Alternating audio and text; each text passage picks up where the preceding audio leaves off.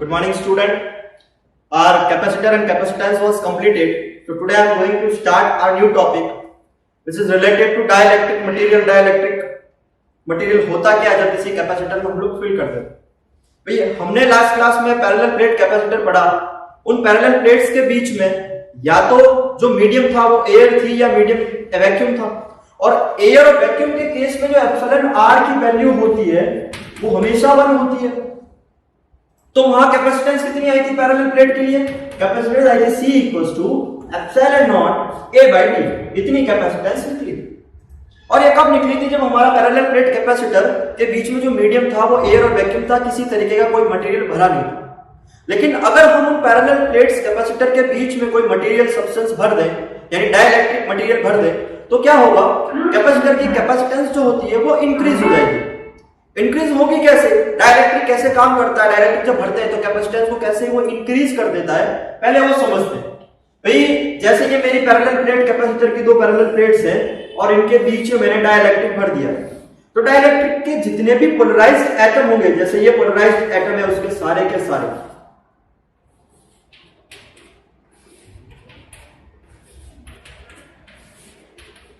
ये खूब सारे इसके पोलराइज्ड एटम है।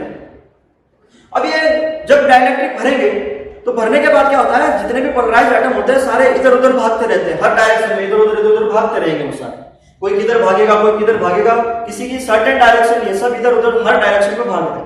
लेकिन जब इन पैरेलल प्लेट्स को, जैसे ही मैं इसको किसी इलेक्ट्रिक फील्ड के अंदर रख देते हैं, जैसे इसको इलेक्ट्रिक फील्ड में रखेंगे या एक्सटर्नल इलेक्ट्रिक फील्ड प्रोवाइड करवाएंगे, तो सारे के सारे जो हमारे एटम्स है वो सारे कोलिनियर हो जाएंगे और वो सारे एक सर्टेन डायरेक्शन में भागना शुरू कर देंगे। यानी वो सब भागेंगे किस डायरेक्शन में? जिस डायरेक्शन में उनको इलेक्ट्रिक फील्ड लगेगा। जिस डायरेक्शन में इलेक्ट्रिक फील्ड लगेगा सारे के सारे एटम उसी डायरेक्शन में भागेंगे। या अपन कह सकते हैं सारे एटम्स क्या हो जाएंगे? कोलिनियर हो जाएंगे। और अब इनकी जो डायरेक्शन है वो कुछ ऐसी हो जाएगी। ये मेरा पॉजिटिवली चार्ज प्लेट, ये नेगेटिवली चार्ज प्लेट, और इनकी जो डायरेक्शन है कुछ ऐसी हो जाएगी।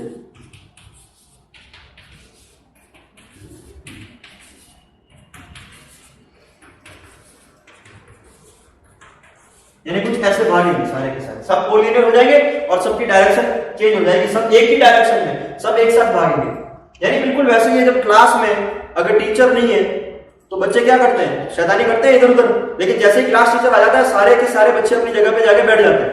वैसे ही जब इलेक्ट्रिक फील्ड नहीं है तब तो सारे के सारे एटम्स इधर उधर भाग रहे हैं।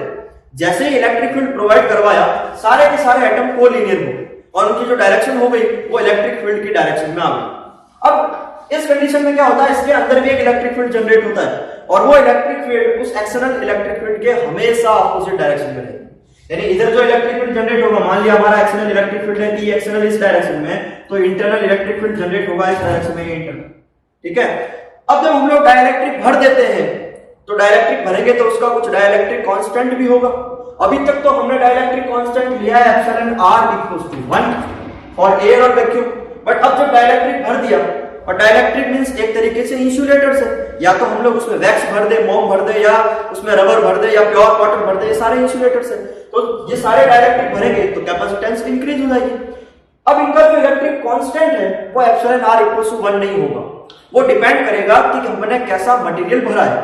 जो जैसा मटेरियल भरा होगा उसी हिसाब से उसका डाइलेक्ट्रिक कांस्टेंट होगा और उसी के हिसाब से, उसी के अकॉर्डिंग उसका पोटेंशियल भी डिक्रीज हो जाएगा। क्लियर? तो हम लोग पढ़ते हैं जब पैरेलल प्लेट कैपेसिटर को डाइलेक्ट्रिक मटेरियल से भर देते हैं तो कैपेसिटेंस पे क्या इफेक्ट पड़ता है। जैसे ये मेरा पैरेलल प्लेट कैपेसिटर था,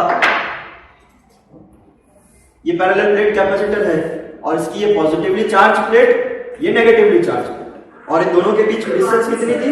d डिस्टेंस थी। ये सारा इधर पॉजिटिव चार्ज है और इधर सारा नेगेटिव चार्ज। ये कब की कंडीशन है? जब अपने डाइलेक्ट्रिक मटेरियल नहीं भरा है। अब हम लोग क्या करते हैं? डाइलेक्ट्रिक भर देते हैं। तो जब डाइलेक्ट्रिक भरते हैं तो उसको 3 तरीके से हम लोग यहाँ 3 केसेस पढ़ेंगे। पहला केस ये कि क्या हमने डाइलेक्ट्रिक से इन पैरेलल प्लेट कैपेसिटर को पूरी तरीके से भरा है। अगर पूरी तरीके से भरा है तो कैपेसिटेंस क्या होगी। दूसरा केस, क्या हमने इन पैरेलल प्लेट कैपेसिटर में जो डाइलेक्ट्रिक भरा है वो पार्शियली भरा है। अगर पार्शियली भरा है तो कैपेसिटेंस पे क्या इफेक्ट पड़ेगा। और तीसरा केस जो पढ़ते हैं, अगर हमने डाइलेक्ट्रिक लेयर्स के फॉर्म में भरा है, लेयर्स बना बना के इसमें भरा है, तब कैपेसिटेंस पे क्या इफेक्ट पड़ेगा वो भी हमको पढ़ना है। तो पहला केस पढ़ते हैं जब हमने इसको क्या किया, कंप्लीटली फिल कर दिया डाइलेक्ट्रिक से। क्लियर? यानी अगर मैं इस पैरेलल प्लेट को कंप्लीटली फिल कर दूं, ये मैंने इसको कंप्लीटली फिल कर दिया, ये पूरा कंप्लीटली मैंने इसको डाइलेक्ट्रिक से भर दिया, और यहां पे ये सारे इधर पॉजिटिव चार्ज है और ये सारे नेगेटिव चार्ज है, हमारी नेगेटिव प्लेट। क्लियर? अच्छा, अब इसके अंदर जो इलेक्ट्रिक फील्ड जनरेट होगा उसकी जो वैल्यू होगी वो हमेशा बराबर होगा E = sigma upon epsilon R। किसके बराबर होगा? इसके अंदर सिग्मा अपॉन एप्सिलॉन R के बराबर होगा। भाई नॉर्मली इलेक्ट्रिक फील्ड हमने पढ़ा है, नॉर्मल जो हमारा इलेक्ट्रिक फील्ड होता है, sorry epsilon not into epsilon R आ जाएगा साथ में। भाई नॉर्मली हमने इलेक्ट्रिक फील्ड पढ़ा है, कितना होता है जब पैरेलल प्लेट कैपेसिटर की बात करते हैं तो इलेक्ट्रिक होता है सिग्मा अपॉन एप्सिलॉन नॉट। अच्छा, ये एप्सिलॉन नॉट आया कहां से? बेसिकली ये होता है सिग्मा अपॉन एप्सिलॉन के बराबर, और एप्सिलॉन खुद किसके बराबर होता है? एप्सिलॉन इक्वल होता है epsilon not multiply by epsilon R। और फॉर एयर और वैक्यूम के लिए हम लोग एप्सिलॉन R की वैल्यू 1 लेते हैं, इसीलिए जो हमारा एप्सिलॉन आता है वो एप्सिलॉन नॉट के इक्वल आता है। तो जो इलेक्ट्रिक फील्ड होता है वो हम लोग लिखते हैं सिग्मा अपॉन एप्सिलॉन नॉट। किस केस में? जब किसी तरह का कोई डाइलेक्ट्रिक अभी अपन ने नहीं भरा है, लेकिन अब तो हमने डाइलेक्ट्रिक भर दिया, और जब डाइलेक्ट्रिक भरा है तो इसका कोई ना कोई डाइलेक्ट्रिक कांस्टेंट होगा।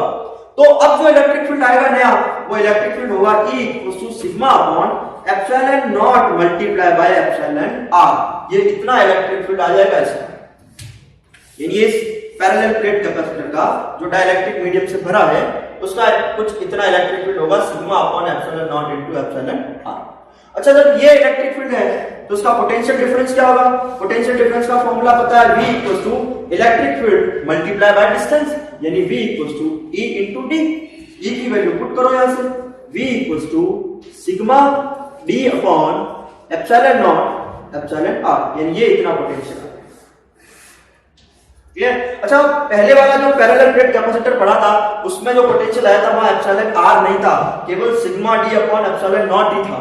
इस बार साथ में क्या आ जाएगा? एप्सिलॉन R भी आ जाएगा। अगर हमें कैपेसिटेंस निकालनी है, कैपेसिटेंस 10, कैपेसिटेंस विल बी, कितनी होती है कैपेसिटेंस? कैपेसिटेंस का फॉर्मूला होता है C = Q/V। क्लियर? Q हमारा चार्ज है, V है पोटेंशियल जो हम लोग निकाल चुके हैं, ये रहा sigma D upon epsilon not epsilon R। जब ये वैल्यू यहां पुट करेंगे तो Q अपॉन, पुट करो ये V की value, sigma D upon epsilon not epsilon R। अच्छा, सिग्मा है हमारा सरफेस चार्ज डेंसिटी, किसके बराबर होता है? सिग्मा बराबर होता है Q/A के, इसी के बराबर होता है। पुट करो यहां पे सिग्मा की वैल्यू, तो C = Q upon QD upon A epsilon not epsilon R। Q से Q कैंसिल आउट, क्या वैल्यू आई C की? C की value I C = A epsilon not epsilon R divide by. इतनी कैपेसिटेंस आ जाएगी इसका। अच्छा देखो, ये वाली कैपेसिटेंस हम लोग पढ़ चुके हैं, ये वाली हम लोग पढ़ चुके हैं एप्सिलॉन नॉट A/D। ये किसके लिए पढ़ेगी? पैरेलल प्लेट कैपेसिटर के लिए पढ़ी थी, जब अपन ने उसे किसी तरीके का कोई भी डाइलेक्ट्रिक मटेरियल फिल नहीं किया था। तो पुट कर देते हैं यहाँ पे, तो मान लिया वो पैरेलल प्लेट की जो कैपेसिटेंस आई थी वो कुछ C0 थी, तो जो नई कैपेसिटेंस आएगी वो इक्वल हो जाएगी C0 multiply by epsilon R।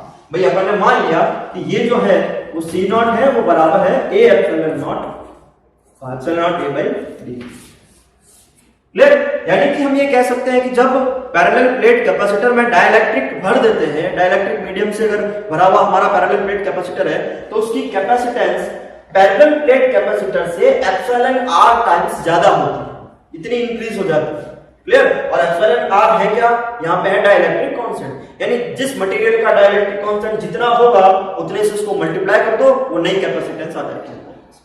Clear? तो ये तो था जब पैरेलल प्लेट कैपेसिटर को हम लोग क्या कर देते हैं? कंप्लीटली फिल्ड कर देते हैं विद डाइलेक्ट्रिक, तो हमारी जो कैपेसिटेंस आती है वो C = C0 एप्सिलॉन R आती है। क्लियर?